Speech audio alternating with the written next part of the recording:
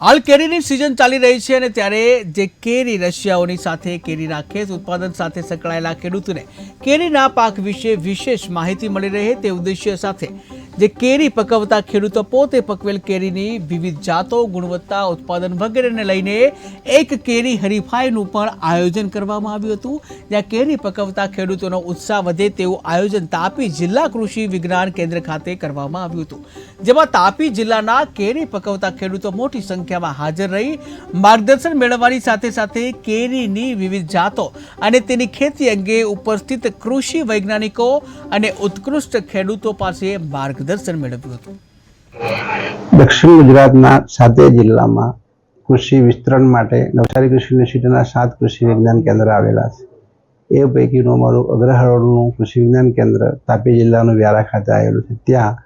કૃષિ વિજ્ઞાન કેન્દ્ર વ્યારા અને નાયબ બાગાયત નિયામકની કચેરીના સંયુક્ત ઉપક્રમે આજે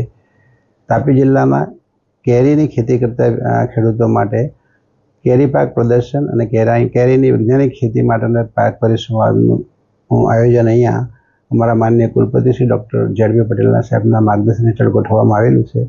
એમાં લગભગ તાપી જિલ્લામાં 6000 હેક્ટરથી વધારે વિસ્તારમાં કેરીનું વાવેતર થાય છે।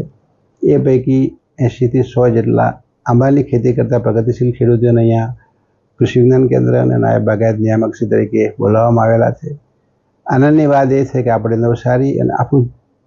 વલસાડ જિલ્લામાં જ કેરીની ખેતી થાય તેવું કહેતા હતા, પણ આજે લગભગ 45 જાતની વાવેતર તાપી જિલ્લામાં થાય છે, જે આપણે જોયું, અને 50 જેટલા ખેડૂતોએ કેરી હરીફાઈમાં ભાગ લીધેલો છે, જે બતાવે છે કે દિન પ્રતિદિન તાપી જિલ્લામાં કેરીનો વિસ્તાર વધતો જાય છે। દુનિયામાં કેરીના ઉત્પાદનમાં, એક્સપોર્ટમાં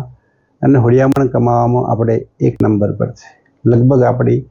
58% દુનિયાનું કેરીનું એક્સપોર્ટ થાય છે એ ભારતમાંથી થાય છે, અને આપણી આફૂસ, સોનપરી, લંગડો, તોતાપુરી અને દશેરી જેવી કેરીઓ ખૂબ પ્રખ્યાત હતી, પરંતુ બદલાતા ક્લાઇમેટ અને નવી રોગજીવાતના લીધે નવસારી કૃષિ યુનિવર્સિટી એક સોનપરી કેરીની જાત ખૂબ સારી વિકસાવી છે, જે દુનિયામાં ધમાકા મચાવવાની છે। એમાં રોગજીવાત નથી આવતી, દર વર્ષે કેરી આવે છે, અને પાક્યા પછી આખું જ એનું જે કવર છે, છોડું, એ ગોલ્ડન કલરનું થતું હોવાના કારણે અને અમારા પર્યા કેન્દ્રથી સંશોધન થયેલું હોય એ કેરીનું નામ સોનપરી જાત આપવામાં આવ્યું છે।